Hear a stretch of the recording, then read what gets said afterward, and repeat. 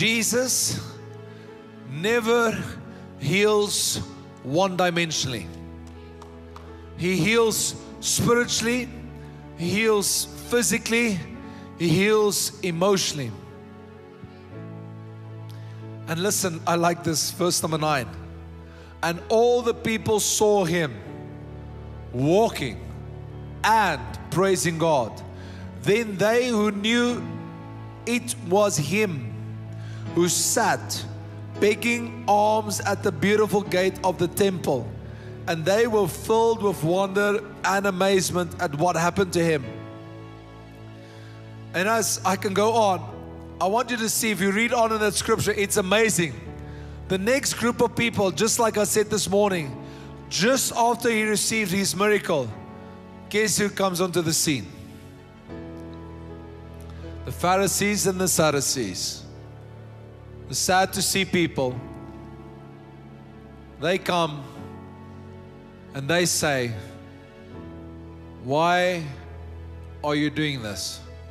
We like you stuck. And I'm here to tell you, you can't stay stuck. Listen, all of the things that is happening right now around us must not determine the King that is within us. Just because you've lost something does not mean you must lose the one.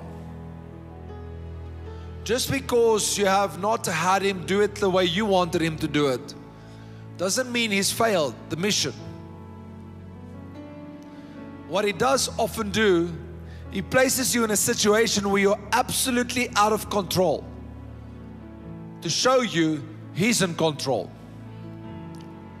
And if I can say anything right now in the season, this is the one thing that we should not do. We should not become lukewarm right now. Because can I go just for 2-3 minutes here, just prophetic? And I just want to share with you prophetic thoughts. Is that okay, everybody that's online? And I want to just share prophetic thoughts of you. If I look at Matthew chapter number 24, 11 signs come as gone. 2 Timothy chapter number 3, 25 signs have come and gone.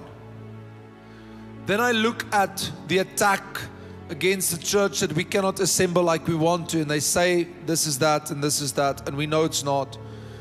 And we're not against anything, we are for everything, by the way. If I look at everything and I look into my own relationship with God, and I see the future as a prophet, and I look into tomorrow, if I take everything I know of God combined, plus the impression I have in my spirit, there's two things that comes on simultaneously. One, there's a cry from heaven to bring restoration on the earth. Two, there's a cry from the earth to be released from the sins of the world. And in between is a group of people called the church. And our mandate has forever stayed the same. The mandate has never changed. The mandate is, let the kingdom come, let your will be done, as it is in heaven, let it be so on earth. If I take everything together, I will say this will be my guess. If I look at the word, that it's going to wax worse and worse and worse and worse. The world's just going to go on getting badder, worse and worse. But as this stumbling effect happens, there's a people that's going to stand up in the midst. It's going to be like a fist out of water. And this group of people is, as I prophesied end of last year, will be the righteous remnant. That God's going to put so much power on these people that wherever they go, literally they're going to be a force in their areas of influence. And I believe that even though I believe there's massive shakings going to happen, that I believe that the enemy is going to overplay his cards. He's going to show too much, and Jesus Christ is going to fill the earth through a people that are not afraid, but are fully convinced in who He is. Thank you for watching our latest sermon today and being a part of that what Empower Church is doing globally.